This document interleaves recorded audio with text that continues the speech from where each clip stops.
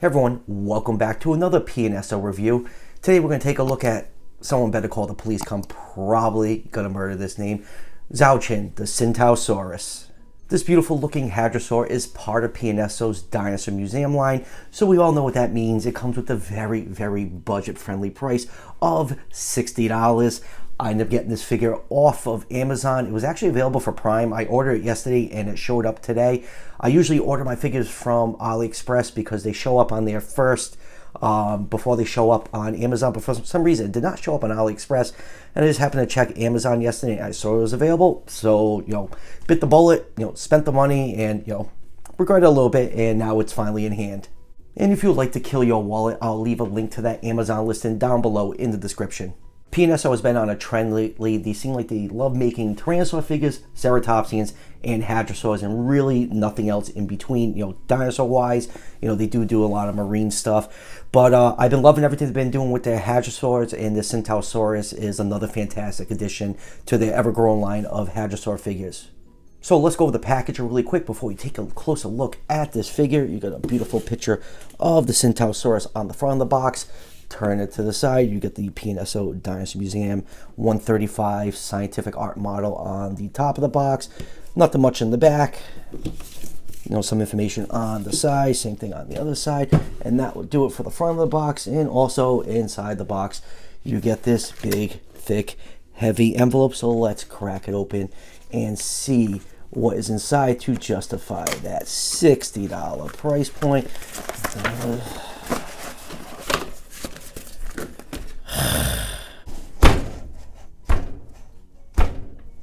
And as expected, what we're used to with the Dinosaur Museum line now, we get an absolute metric ton of posters that 99% of us are never going to use. And it just drives the price of these figures up. I actually dread seeing a figure being released in the museum line now. I just know it's going to be 60 bucks and it's, the size of the figure is not going to justify the price. And I can safely say that about this figure. I love the figure, but man, that price just absolutely kills me. I'm not even gonna open these up. So we get this booklet right here. We get a nice skeleton of Tsintaosaurus on the front, and we get a nice gray prototype. And let's thumb through some of this book. There's a lot of information in these pamphlets. You get some nice product shots of Tsintaosaurus, and I think we get pictures of the posters because there is an absolute 0% chance I'm hanging these 20 posters up to show you guys off. I'm just sick of the posters. They just really serve no purpose. So let's get the camera to zoom in on it. These are all the little posters that you get in that envelope. And if most of you are like me, they're going to go right back in that envelope and stay in the box and never, ever, ever see the light of day. So that will cover it for the paperwork that comes in the packaging.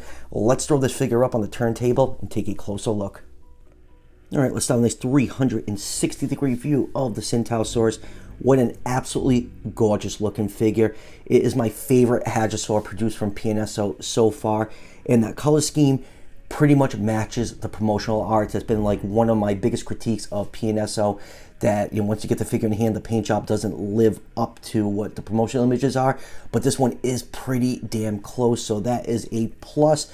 It's not a big figure. When I take it out with the other Hadrosaurs, you see it's the size of the smaller ones, but it's beautifully sculpted. Just look how beefy this figure is. I just love the big, thick neck, chubby legs, and big, fat tail base. This thing just looks absolutely adorable and has a nice natural paint scheme. You got a lot of different shades of yellow and green, and you have some nice light blue banding on its back, and you have a nice vibrant head crest.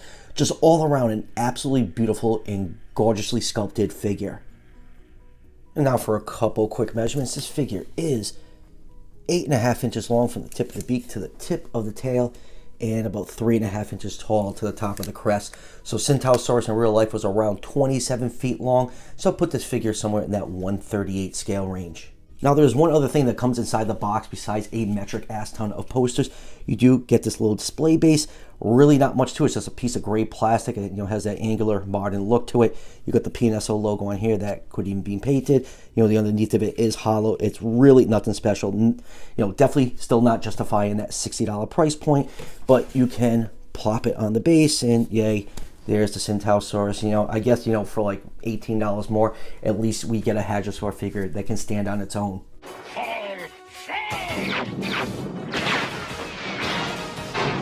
Now, there's one thing I did notice about the base. You do have these two holes right here, so I don't know if PNSO is going to reuse this base with other figures and they're going to include a stand that can pop in. But, you know, this is the stand that came with the Tsintaosaurus, and you can pop it in there. And, you know, I wanted to see if I could use a display base, but because you're missing this bottom part right here, it doesn't line up where it should be. So it does not work with the base. I thought it was something that could work, but I'm sure PNSO has some plans for these two holes on the base, I guess, going in the future. Unless this came with like one of the marine reptiles I don't own, and this is just a reused base. If it is, let me know in the comments. So let's zoom in and take a look at some of the finer details on this figure, starting with this beautiful head sculpt. The crest is done in bright green and transitions to bright yellow. The one thing I don't like about the paint scheme on the crest is this black outline on the top. It looks like someone just went over it with a Sharpie marker. They did it for a couple of their other Hadrosaur figures, and I feel like it really detracts from the rest of the paint scheme, because this is a beautifully painted figure. I consider it one of the best painted figures from PNSO so far. Now, the cool thing about the crest, when this animal was first discovered, it was reconstructed with more unicorn-like crest, and then more skull material was found, and it was found that the crest was, you know, obviously the shape of this figure. But at least during that time, Collect-A gave us one of the best dinosaur figures of all time. Man, that thing is still absolutely fantastic. And then going down to the nostrils, you can see some red paint, and the nostrils are painted in black, and then the eyes are done in straight black. It kind of gives it a very peaceful doe-like look. And then going down to that big chunky beefy neck. Seriously, this whole figure is just really chunky and beefy. Definitely one of the beefier Hadrosaur figures from them, and I'm loving everything about it. It's just a big, bulky, powerful looking animal, and look at all that nice fine scale detail all over the neck. Nice folds and wrinkles. You have some blue striping mixing in with the greens and yellows, and on the other side of the neck you got some nice pink coloration for the underside of the throat. More of those nice folds and wrinkles and scale detail. Very, very thick and beefy neck. And let's take a look at the head from the top, and more of that really, really thick neck base. And look how that nice blue really contrasts with all that green on the figure. And let's take a look at the head from the front. I mean, like, this thing is just absolutely adorable. I cannot get enough about it. Going down to the arms, nice, thick, powerful, muscular arms. The hand claw is reconstructed with that large hoof, which is from the Dakota specimen of Edmontosaurus. It's nice to see PNSO incorporating that new data into all the new Hadrosaur figures. And then going over the other side with a nice, thick, heavy set belly, some more folds and wrinkles and fine scale detail. No real details on the bottoms of the hands or the feet. Kind of plain looking. There's better detail on the Tsintaosaurus that I reviewed, but you know, for a $60 figure, come on, go the extra mile, PNSO. You get some large scales that are starting at the back of the neck. They get larger as they go down the back, and they go all the way down to the very tip of the tail. Going down to the hind legs, nice big thick muscular hind legs. Seriously, the scale detail on here, I think, is just absolutely sublime. They did a great job on it. Going down to the feet. Come on, camera, focus in on it. You got this.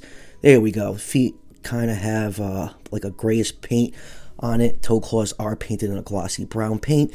And then turn the figure over. Let's do our dinosaur butthole check. And there it is. There's that sweet cloaca. And then going down to the base of the tail. Very wide, thick tail base. Looking at it from the top, like I said, this is a very chunky and beefy figure. Nice wide hips, nice wide tail base. And then it tapers off just before you get down to the tip of the tail. So, like, all in all, this is an absolutely stunning piece from them.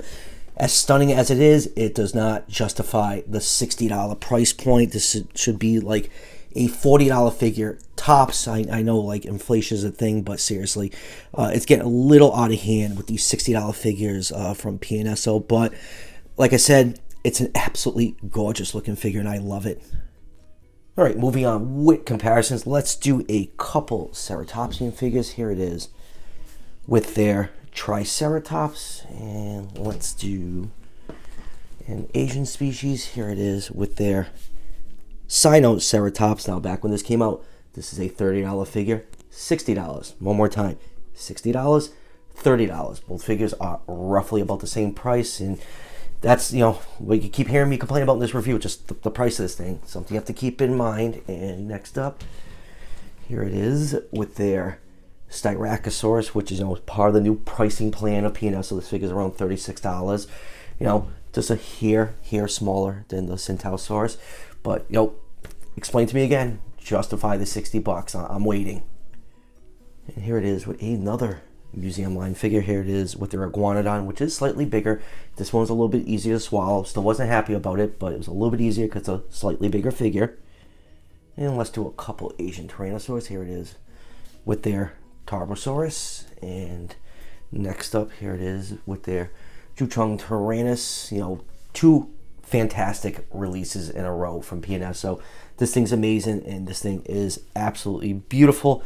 And they're really knocking it out of the park lately, even though their prices suck. And we always have to compare it next to Wilson, which another museum line figure. This one's $60. Yeah, I know, it's just ridiculous. And lastly, here it is with the rest of PNSO's Hadrosaurs.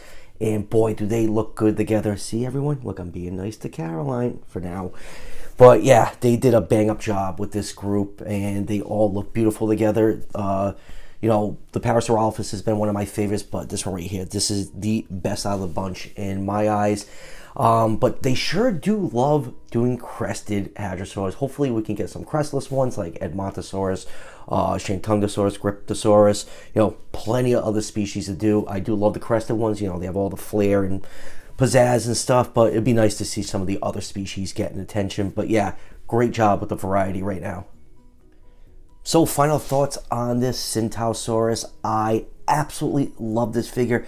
It's one of my favorite hadrosaur figures of all time. It's one of the best figures currently from PNSO, and it's just a beautiful figure with tons of great detail. I just have one tiny minor complaint with the actual figure itself, besides the price, and I'm sure you guys are tired of me saying that. It's just this black paint around the top of the crest. It just looks like it was applied with a Sharpie.